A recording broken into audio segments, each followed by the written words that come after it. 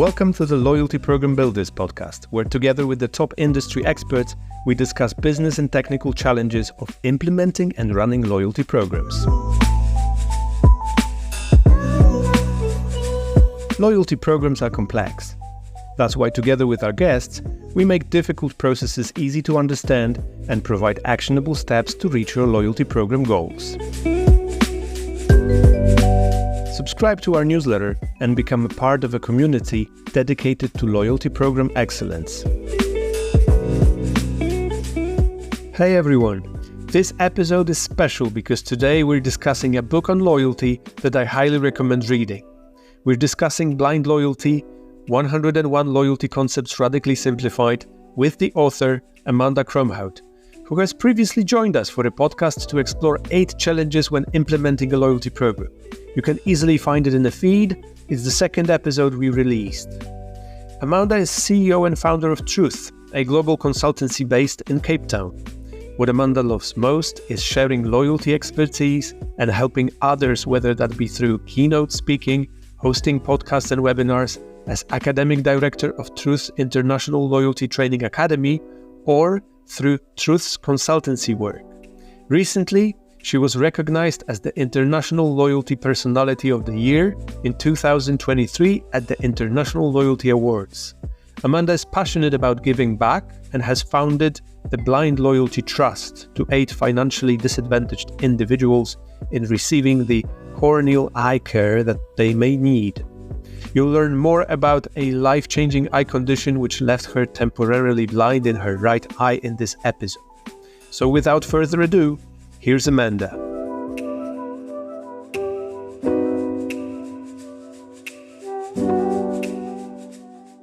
Hello, Amanda. Hey, hi. Nice to see you again. Yeah, no, it's great to have you on the podcast. This time it's a bit special because it's about the book you have recently published. Yeah, I can't wait to chat to you, but thank you for having me. Yeah, this is, brilliant. The book is called Blind Loyalty, 101 Loyalty Concepts Radically Simplified. And this is what I remember from the previous episode, that you actually were able to simplify very complex ideas around loyalty. So I believe that this book is a treat. I also believe it's a treat.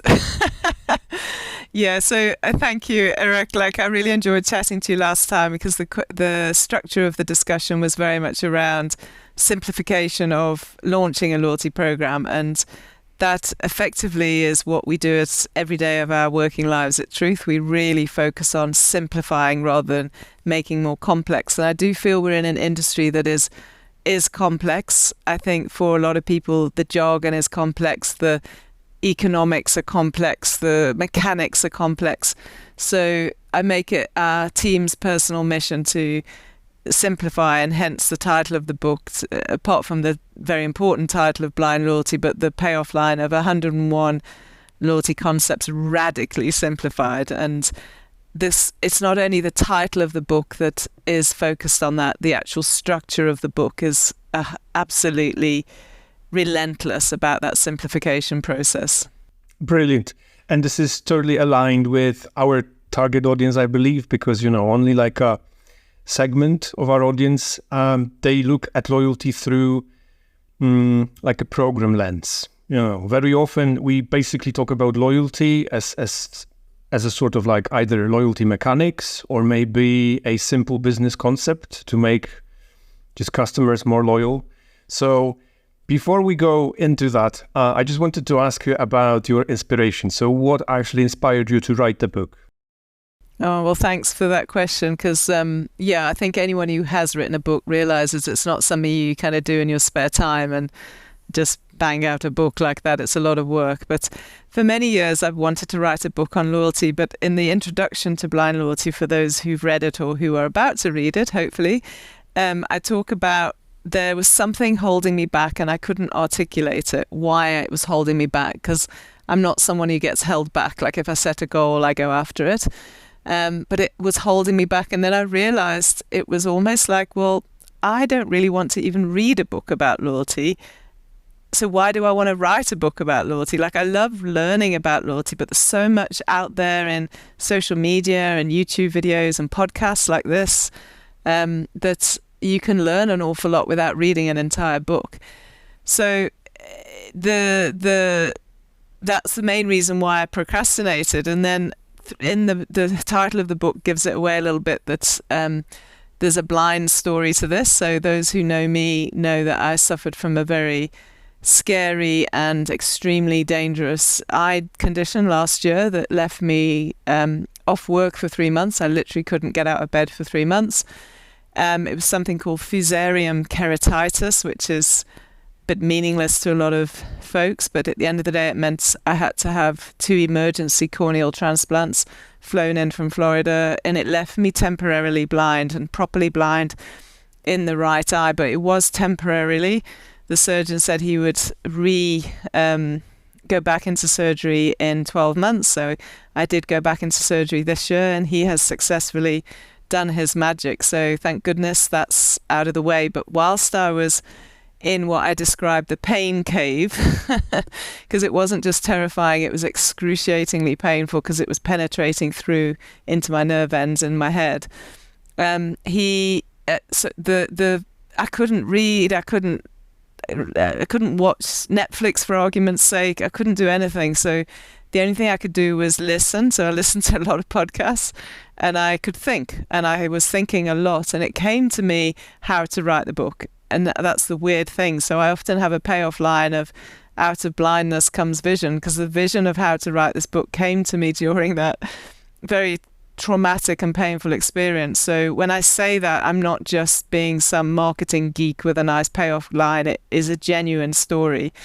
So the vision came to me that I need to just make it soundbite size per concept, and 101 obviously catchy. I could have said 99, but I settled on 101, and it was easy to list 101. Like, I could have written 201, it could have been many more.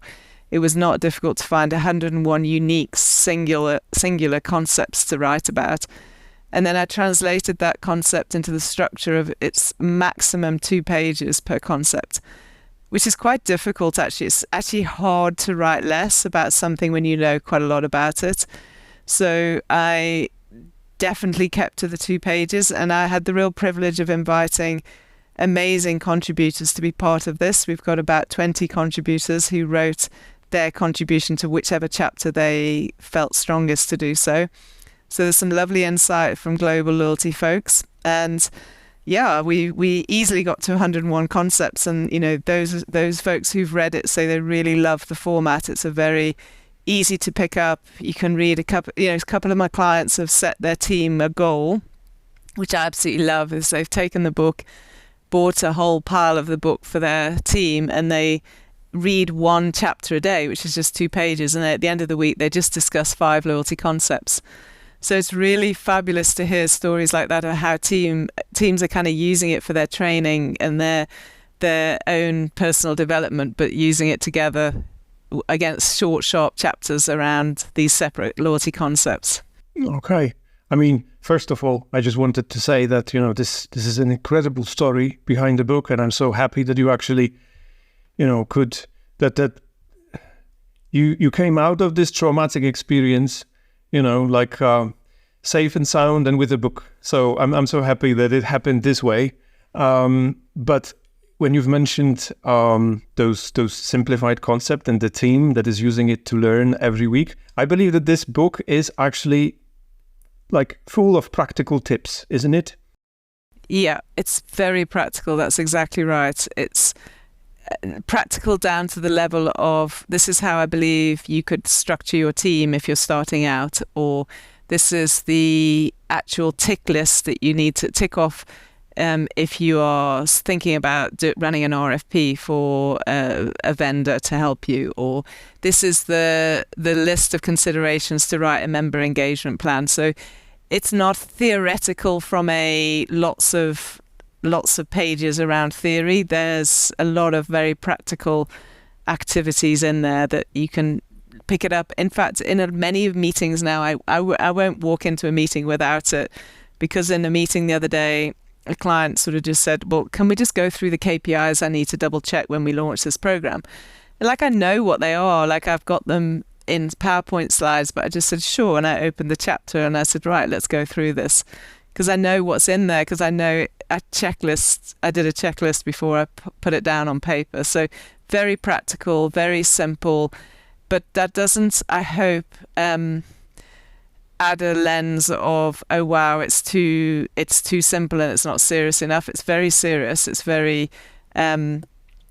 you can absolutely learn an awful lot from it, from the contributors as well. Obviously, I'm not suggesting for a minute it's all my IP.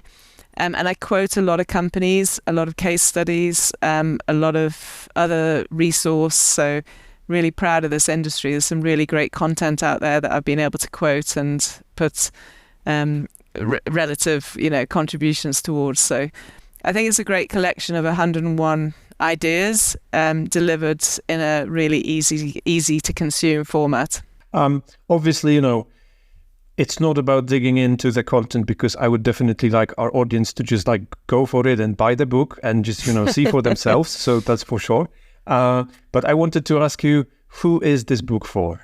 So it's obviously for, I think, anybody who has any interest in loyalty, because if you are the ad agency supporting, or your CRM agency supporting your clients, then you could there's lots around the member engagement and communications process in the loyalty program.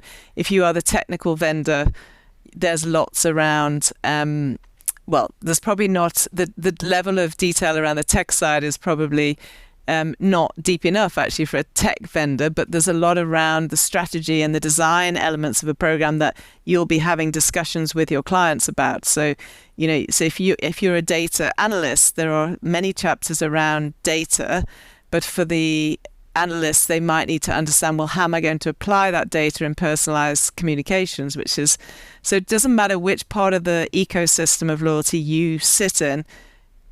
This covers everything from strategy and data through to designing a program, through to implementation, through to industry case studies, and then final sort of concluding thoughts. So there's 5 sections that the 101 chapters are broken down to. So I really believe it's for anybody who is either in a brand working on a loyalty program themselves, or whether you're a supplier to the loyalty industry, or if you're just in marketing. It doesn't have to be limited to loyalty folks, because there's so much of this is relevant to broader marketing thinking. Like, we are in an age when marketing without understanding the customer is absolutely ridiculous concept. Marketing without understanding customer data is a ridiculous concept. So you see what I'm saying? So certainly the first chapter, which is around strategy and data, would be incredibly compelling for any marketeer and any business person to pick up and go, okay, I'm not in business if I don't understand this. Okay, yeah, exactly. So I wanted to ask a question for I believe, the largest part of our audience. So actually people who look at loyalty, not really from like a loyalty program perspective, but like particular business scenarios. So is this book something for them? Like, for people who don't necessarily build loyalty programs per se, like, with large teams and like, people with certain specific functions, but instead that they would like to use loyalty mechanics, gamification, and, some elements just to make sure that they achieve their business goals. Yeah, so all of those separate pieces you just mentioned have their own chapter. Like gamification is a great example. It has its own chapter. I've got a gentleman who I've done some work with, who's an absolute evangelist around gamification here in South Africa. He isn't just limited to South Africa, he speaks all over the world on gamification. So he's contributed to that chapter. And that's where I really did specifically reach out to individuals who I know have deeper knowledge than I do in their specific sort of pillar of the loyalty ecosystem.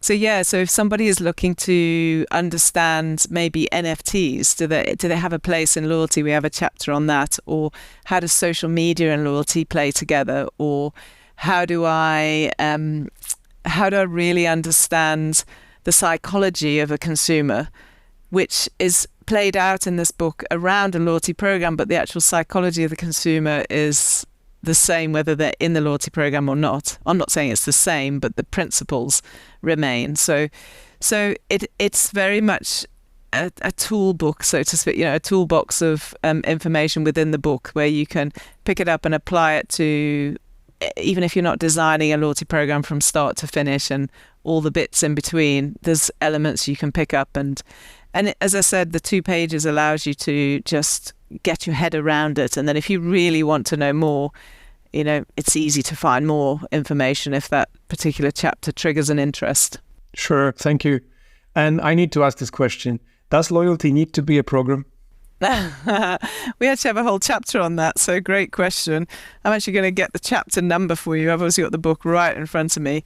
So the question I ask is, I'm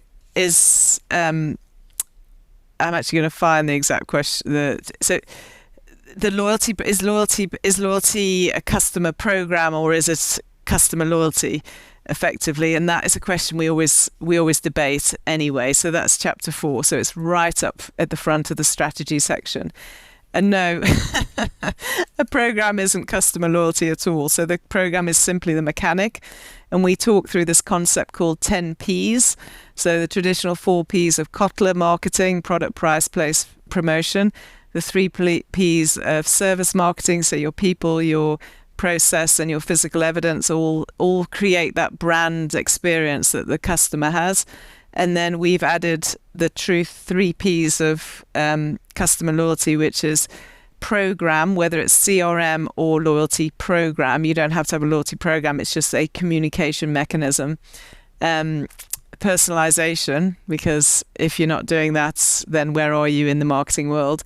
And then finally, we added philosophy. We believe that the loyalty program or CRM program and personalization can really help you bring your brand's philosophy to life and sort of pull the whole brand concept, your whole philosophy of your brand. You can pull it together through that personalization and communication process.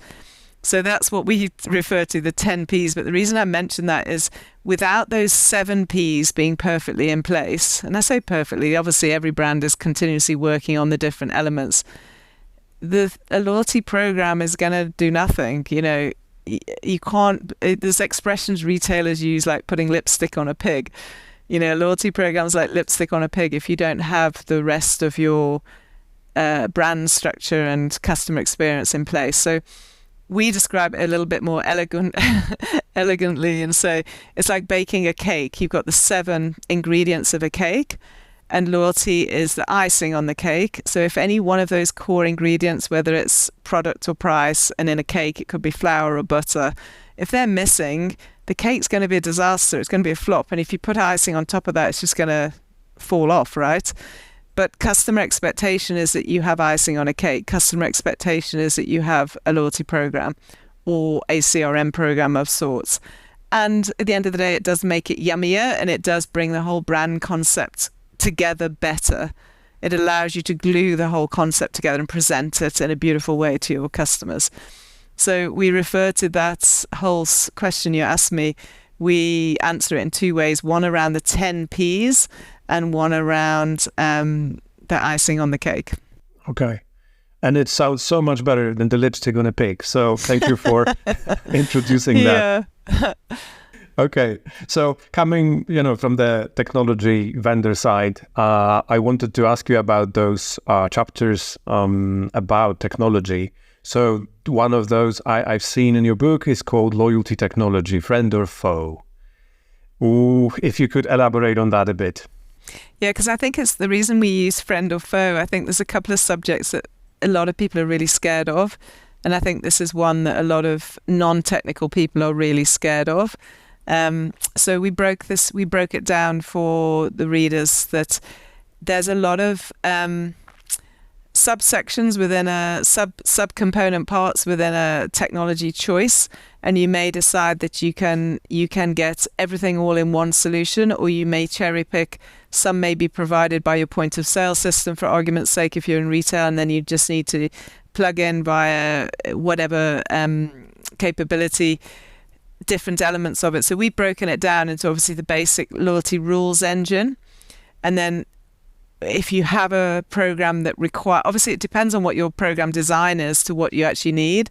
So if you have a requirement to have a treasury management system, that's a critical part of the offering, that you can actually work seamlessly with your finance department and across the maybe multiple partners if you've got to be switching currencies across partners and monies and so on. You've then obviously got the data warehouse capability that is mission critical, and often that's a big debate whether that is hosted in the country where you are or across border, and that's obviously got data legislation impact. And then the customer engagement. So once you've got all this in place, how do you engage with the customer? So is that done through the same system? Is it triggered automation? Is it pre-programmed and so on? There may be dynamic offers that need to be managed, and that could be a separate module. So like dynamic offering management. And then you've got extra additional, often they're seen as plugins, but like as we talked about gamification earlier, so extra plugins, whether it's gamification, whether it's social media, whether it's measuring non-transactional activities. And then one hopes at the end of all this, you get phenomenal data insights back through fantastic BI and dashboarding, which I think is, personally from my experience, one of the areas that is vastly lacking in a lot of the technology offers out there, that it's not good enough. It's often suboptimal. So that's something I always look out for when I'm working on behalf of the client with different vendors. And then over and above all of that, that's all the back office stuff. Over and above that, we've got the customer channels. So what channel does your customer want to talk to you through? Is it web? Is it app? Is it WhatsApp? There's all the different options. That maybe it's analog, maybe it's a card interface. So those have to be taken care of as well. And sometimes we find that's fully offered by the same vendor, and often it's not. And how well do those different players work together? So a lot to consider, and I absolutely will have missed a few without question, because the minute something like this goes to print, it's out of date. But yeah, they would be the main component parts that I would suggest have to be discussed. Brilliant. So I can already see that for all those folks out there who are actually about to choose the technology for their loyalty initiatives, your book might be really helpful. I hope so. Yeah, I hope so. I mean, I never claim to be a technical expert. That's absolutely not something that, I don't sit there understanding the programming behind building a system, but I definitely understand the relationship with technical vendors and the importance of that relationship. And I fully respect that, and I fully respect the vendors. I thoroughly enjoy working with the array of different offers around the world, and their professionalism. So it's a very important thing to be able to present a business view of the technical solution back to your company if you're inside a company, or back to the stakeholders, depending on who you're trying to either persuade for the capital investment or trying to explain the complexity of it. The worst thing I hear, and it actually puts shivers down my spine when I hear it, is when I'm working with clients and they say, yeah, it's fine. We've got a CRM agency and they're just going to build it overnight, or I've got a web design agency and they say they can do it. Like, that to me is absolutely just awful, because it's going to be compromised. It's just not going to be solid enough. I guess it depends on the design of the program, but that's really difficult to handle, because clients don't always want to go to invest in it properly. So that if also, the other thing to be careful of is fraud. So there's a couple of chapters in the book around fraud, and without a robust loyalty system in place, fraud can be it's an immediate threat anyway, but it could be an even bigger threat if it's not handled properly. Sure. I mean, I was speaking to our CEO the other day, and we were talking about integrations specifically, but still, he's like looking at it from a technology person perspective, and his tip for developing integrations was don't do that. Like, leave it to people who actually know how to do it. So I believe that when you hear stories about people who want to leave designing the technology to an agency, CRM agency or whatever kind of agency, and just build it fast, it Yeah, Yeah. it just sounds like something you should rather avoid doing. Sounds messy, right? Sounds like the horror story that came out of our last discussion. Exactly. And thank you for that, Yeah. because, it is something that we actually try to, we will do that regularly, because we want to know what are you afraid of? And you said that, very often non-technical people in loyalty are afraid of loyalty technology, right? Because it's difficult not to be afraid of something you don't fully understand. And also the same situation applies very much around really amazing marketing folks tend to be afraid if they haven't had the experience or the training in it. They tend to be terribly afraid of data. So the data compliance and the data, just data per se, it's like, so we try and unpack that in the book. And actually it's something I feel so passionately about. One of our training courses is we have a 6-week training course on loyalty, but we also have a separate 3-week training program on data for marketeers, customer marketeers. So customer data, rather than, it's definitely not a data course for analysts. They would pick it apart and be not so impressed, but certainly customer marketeers, because I feel it's something that you can overcome that fear very quickly if you understand the basics, which hopefully come across in the chapters in the book and then also in our training. Brilliant. Okay, so it's great to know that there is the book, there's the course, and there are like plenty of resources where you can actually just learn about all the things you that you fear, and just use it as a sort of engine for growth. Okay, but I've got this question about the definition of blind loyalty, because you just took us through, like you explain actually the story behind the book and your inspiration for the book, but one of the last chapters is your definition of blind loyalty. So I just wanted to make sure that I also ask you about this one. Oh, it's very kind. Yeah, it's probably the most personal chapter. So the personal parts of the book that touch on my personal story are obviously the introduction and acknowledgements. So much so my daughter even drew a picture of my terribly sick eye, which hopefully isn't too off-putting for people. But the last chapter, chapter 101, is around my personal definition. So if you actually Google blind loyalty as a definition, it's almost loyalty to the extent of idiocy. It's not fully positive. Yeah, so I said that's fair enough, but for me, I'm basing it on 2 individuals who went above and beyond and still go above and beyond. That I am blindly loyal to them, but not stupidly so. So I talk about the surgeon who just produced miracles. He has helped me regain my sight.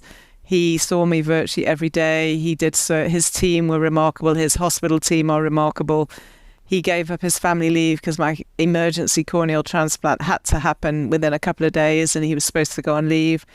And he just said, if I don't do this, you're going to lose your eye. You're going to have a glass eye. Like, I have to do this. So he cancelled his leave. Like, not that I encourage people to cancel their leave, but the thought and consideration. And he's walked this journey with me, and we've become good friends.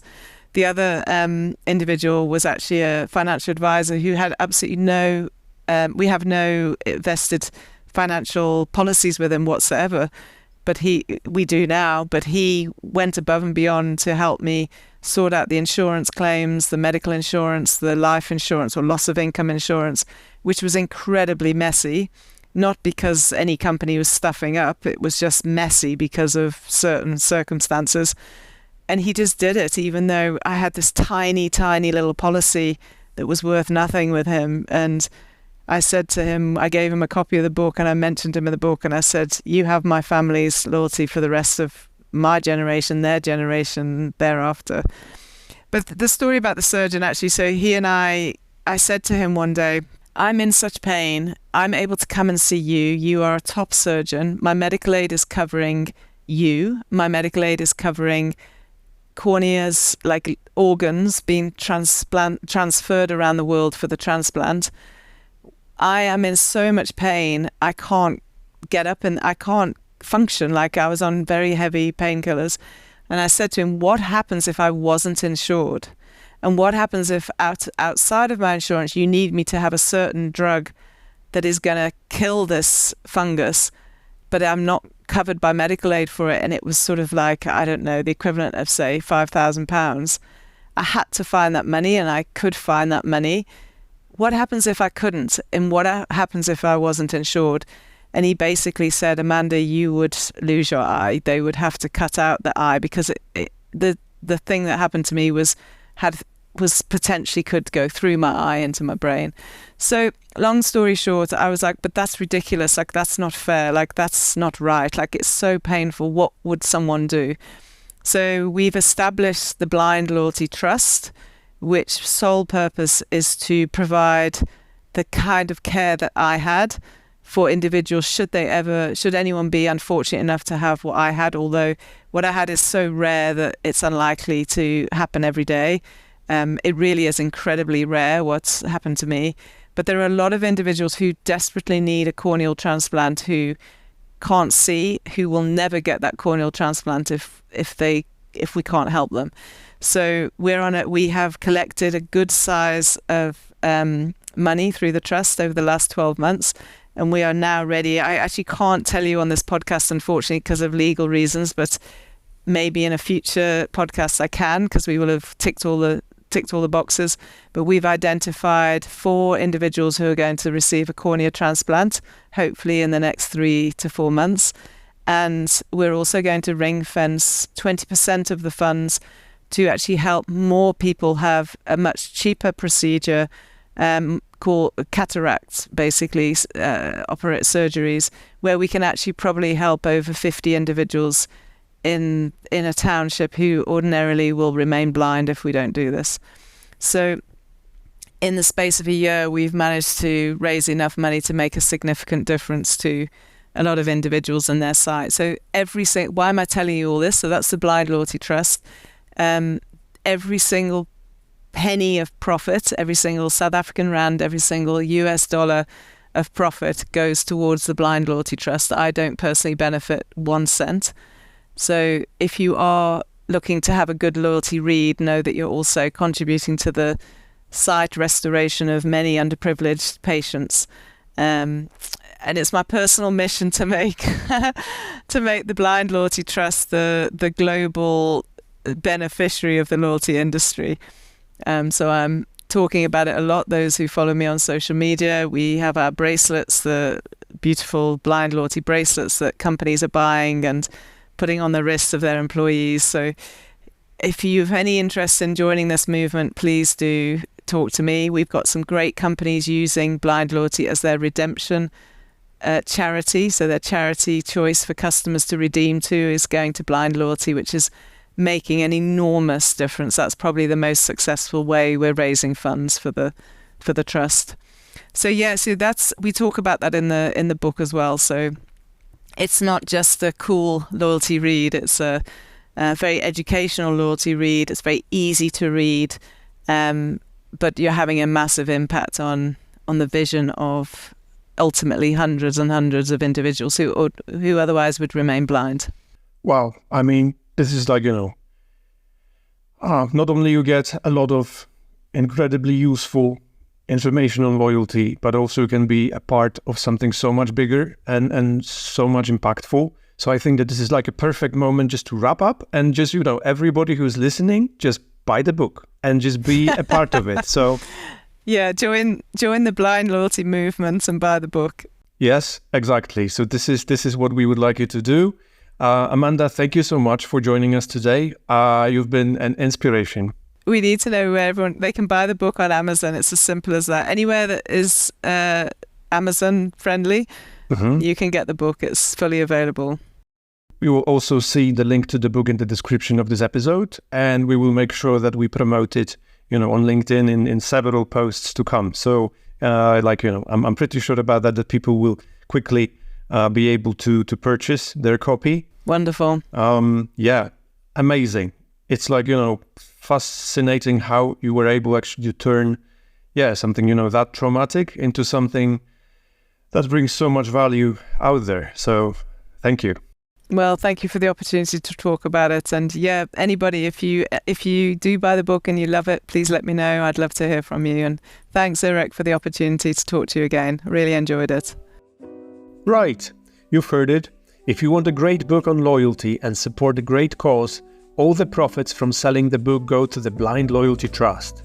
Use the link in the comments to get your copy. Now, let's wrap up with a few action steps. First, if you liked this episode, help us grow by leaving a positive review of the podcast. Second, let us know what you think by interacting with the Q&A feature or simply send us an email at podcast@openloyalty.io. Third, be sure to subscribe to our newsletter for more valuable content related to the podcast. Have a great day, everyone.